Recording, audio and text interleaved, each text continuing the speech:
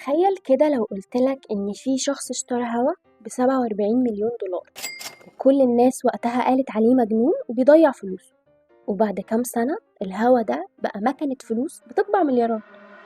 الحكاية مش خيال، دي واحدة من أذكى الضربات الاقتصادية في القرن العشرين، وبطلها هو ملك البوب مايكل جاكسون. تعالوا نعرف الحكاية في سطر حضارة، وده لأن لكل سطر أثر ولكل حضارة قصة.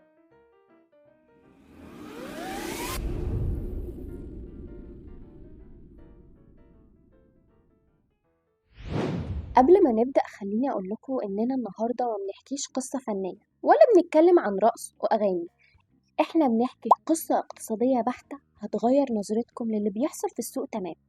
فيلا بينا نفتح الدفاتر. الحكاية بتبدأ بجلسة ودية جدا بين اتنين من عمالقة الموسيقى، مايكل جاكسون وبول ماكارتني، عضو فرقة البيتلز الأسطورية. طبعا مايكل غني عن التعريف، أما فرقة ذا بيتلز فدول يا سيدي الإنجليز اللي قلبوا حال المزيكا في الستينات وباعوا مئات الملايين من الأسطوانات، وده زي ما ذكرناهم في فيديو نجوم التمانينات، يعني كانوا حيتان الفن وقتها. في لحظة صفاء سنة 1882 بول حب يعمل فيها الخبير ويعلم مايكل الصغير أصول اللعبة، وقال له: يا مايكل، الفلوس الحقيقية مش في الغنى ولا في الحفلات، الفلوس في إنك تمتلك حقوق نشر الأغاني، Music Publishing. وعشان نفهم قصده إيه من ناحية الجانب الاقتصادي، بول كان بيتكلم عن حقوق الملكية الفكرية أو Intellectual Property. بول طلع له دفتر صغير وفضل يوريه الأغاني اللي هو اشتراها لفنانين تانيين، وقال له إنه بيكسب ملايين مجرد إن أغاني الناس دي بتشتغل في أي حتة. مايكل عينه لمعت وبكل بساطة رد عليه وقال له: تعرف يا بول، أنا في يوم من الأيام هشتري أغاني البيتلز بتاعتك دي. بول ضحك وافتكرها نكتة، لأن حقوق أغاني البيتلز وقتها كانت من المقدسات في سوق المزيكا. ليه؟ لأنها أغاني عابرة للزمن، قيمتها ما بتقلش ومصدر دخلها مضمون 100%، ومحدش كان يتخيل إنها معروضة للبيع أصلا لأنها كانت تحت إيد شركات كبرى. فهنا في سطر حضارة بنشوف أول درس: اوعى تدي سر الصنعة لمنافس ذكي حتى لو كان صاحبك، لأن مايكل ما خدش الكلام كنصيحة، هو خده كخطة استثمارية طويلة الأجل، وبدأ يراقب السوق زي الصقر.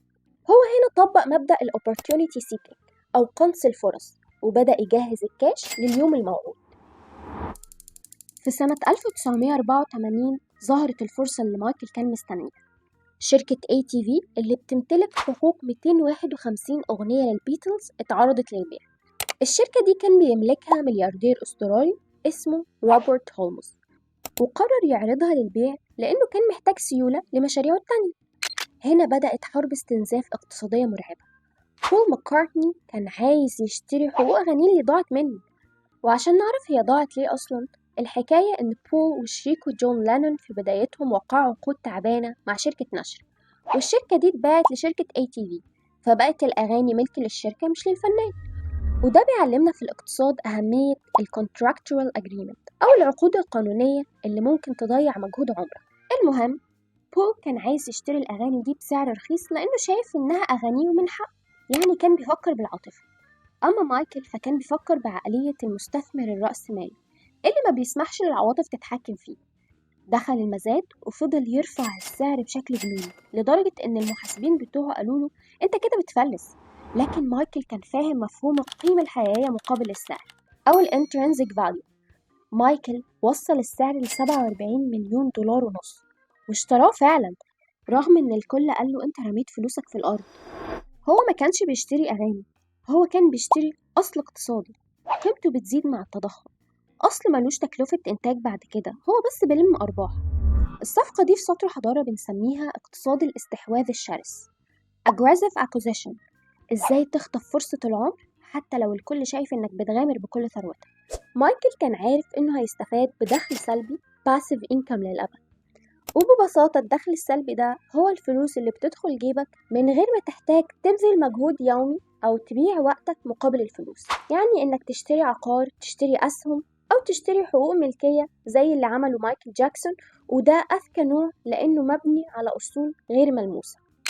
فهنا جاكسون ما كانش بس فنان، ده كان تلميذ نجيب وطبق اللي كتبه روبرت كيوساكي في كتابه Rich Dad Poor Dad، اللي هو أيقونة الكلام عن الدخل السلبي، وهو نفسه اللي قال الجملة الشهيرة الفقراء يعملون من أجل المال، أما الأغنياء فيجعلون المال يعمل من أجلهم. وردة فعل الطرف الثاني بول ماكارتني عن الكلام ده كله كانت صدمة عمري، وقاطع مايكل للأبد واعتبر إن دي خيانة.